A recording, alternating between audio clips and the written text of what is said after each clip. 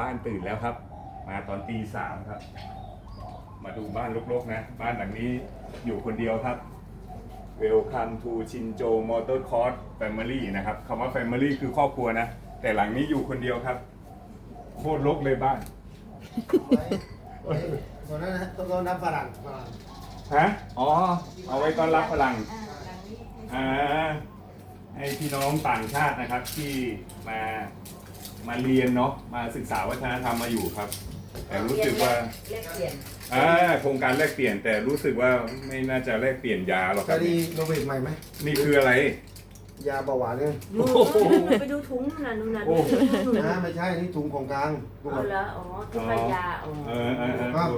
นี่น้ กินแล้ว โอเคครับ ขอบคุณครับ หนูกินแล้ว เพิ่ง บ้าน ตื่ หนู ใช่ไหมมาตอนไหน ำตี 3 อ๋อ เพื่อนมาตอนตี 3 ตอนจะออกเวรพอดีเลย3คิดต่อเนื่องเลย โอ้หาของกินก่อน อาหารแมว มาเข้ามาดูเข้ามาดู ที่มีแต่อาหารแมว เข้ามาดู แมวห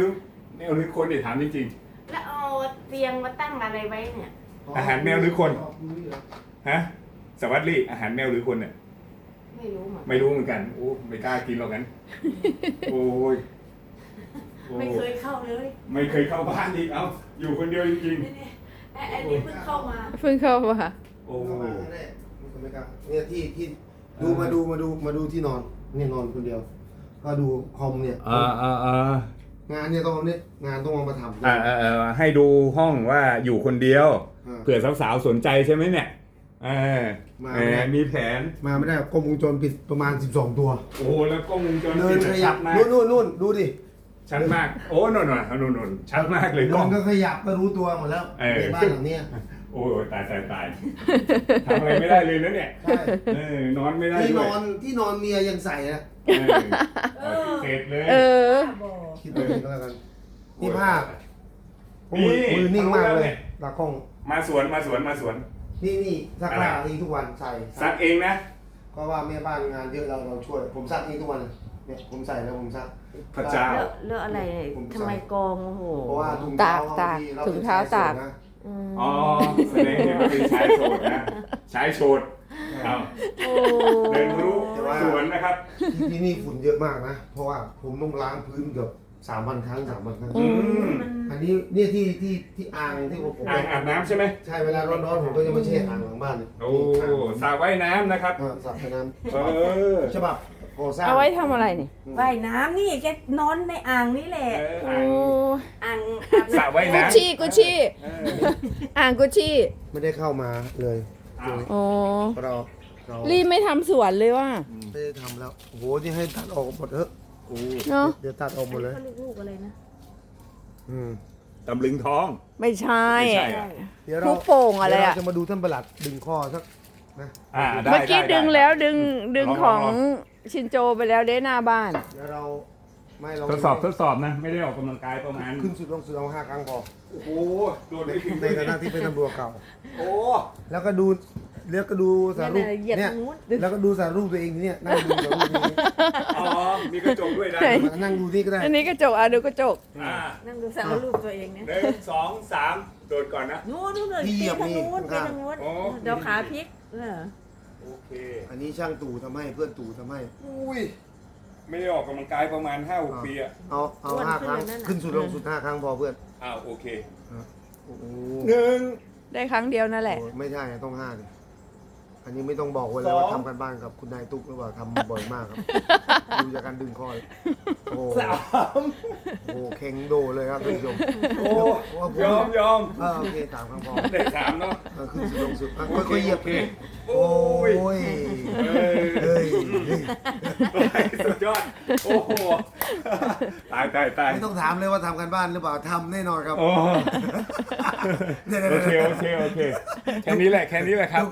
สวนรกครับ สวนไม่สวยเหมือนเมื่อ10 ปีที่แล้วเนาะ ผมมานี่น่าจะประมาณ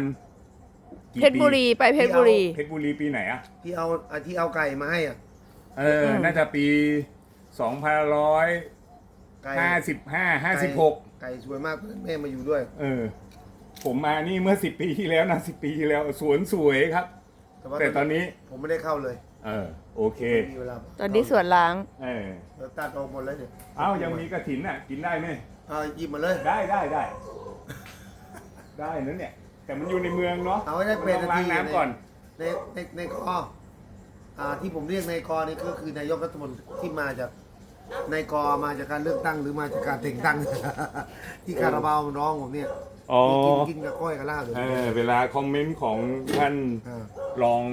สุนทราภรณ์นะครับ เรียกผมว่านายกมันก็จะมีความหมาย ใช่ ก็คือนายกรัฐมนตรีมาได้สองทาง คือเลือกสมัยก่อนมาจากเลือกตั้งกับอายการแต่งตั้ง โอ้ให้เกียรติผมจนเกินไป ใช่ผมว่า เก็บพักดีกว่า นายมาจากการสอบ ครับโอเคนู่นสวัสดีเก็บอะไรนะ อืม ไอ้มา มาลุม กินอย่างเงี้ยอร่อยเคยกินไหม กินสดๆเลยไง ไม่ลวก เคยกินครับลวกเคยกิน แต่ลวกอ่อนนะไม่ได้แก่ อืม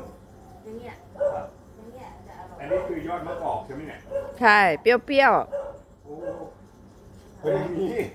ยังมีให้กินอยู่ ผมไม่น่าไป ผักสวนครัว ผมไม่น่าไปบอกเลยนี่ พี่ทุนไม่น่าไปบอกว่า YouTube มีรายได้เลย อืม ตอนนี้ได้แสนซับแล้วครับ มีคนติดตาม100,000แล้ว ตอนนี้โพสต์ทุกวันเลยจนผมรู้ว่าเป็นไดอารี่ชีวิตเขาไปแล้วเพราะว่าที่เกิดจากเขาโทรมาถามผมว่านายทำ YouTube นายได้อะไรหรือเปล่าอะไรยังไง ได้สิอย่างนี้สมัคร ตอนนี้เขาแซงผมแล้ว แสงแล้วนี่ขอบคุณ เออ คนนี้เลยครับ เป็นอาจารย์ผมครับ นี่ครับ เพื่อน สอนผมค เพื่อ รั น บ ร่วมรุ่น เป็นอาจารย์ ดูหน้าผมอย่าดูช็อตมากก็มีใบไม้บังมาก่อน นะ เพื่อนกัน ตากล้องก็คือคุณนายตุ๊กนะครับ เออ ผมก็นึกว่าใครถ่ายตั้งกล้องถ่ายอะไรทุกวันใครขยันถ่ายให้